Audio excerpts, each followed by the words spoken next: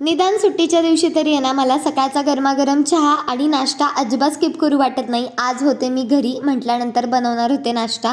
आलू के पराठे खूप आवडतात मला बनवायला पण आणि खायलासुद्धा. सगळ्यात आधी तर बटाटे उघडायला लावले आणि त्यानंतर कणिक मळून घेतली, जे की सेमी सॉफ्ट ठेवायची. जास्तसुद्धा पातळ नाही आणि जास्तसुद्धा घट्ट नाही. इथे बटाटे थोडेसे ओव्हरकुक झाले होते. 4 लोकांसाठी मी 5 मोठ्या आकाराचे बटाटे घेतले. धना पावडर, जिरा पावडर, काश्मीरी लाल मिर्च, आमचूर पावडर, कोथिंबीर खूप सारी आणि कांदा टाकला आहे, जो की तुम्ही स्किप करू शकता. आता हिरवी मिरचीची पेस्टमध्ये मी लसूण आणि अद्रक त्याच्यामध्येच बारीक केलं होतं. वरून ओवा आहे ना, जो हातावरती रगडून घ्यायचा आणि त्याच्यामध्ये टाकायचा. आता लाटताना मात्र ना 2-3 गोष्टींची काळजी आपल्याला घ्यावी लागते. आता ज्यांना पराठे अलगद लाटता येतात ना, त्यांच्यासाठी तर सोपे वाटतात हे आलू के पराठे.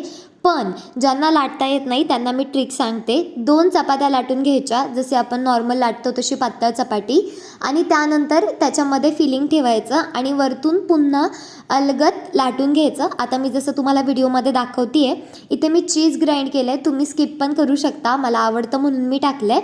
आता बघा, मी दोन्ही चपाती त्याच्यावरती ठेवली आणि अलगद हलक्या हाताने लाटते आहे. अजिबातसुद्धा पराठा कुठेच फाटत नाही आणि मस्त गोल गरगरीत होतो.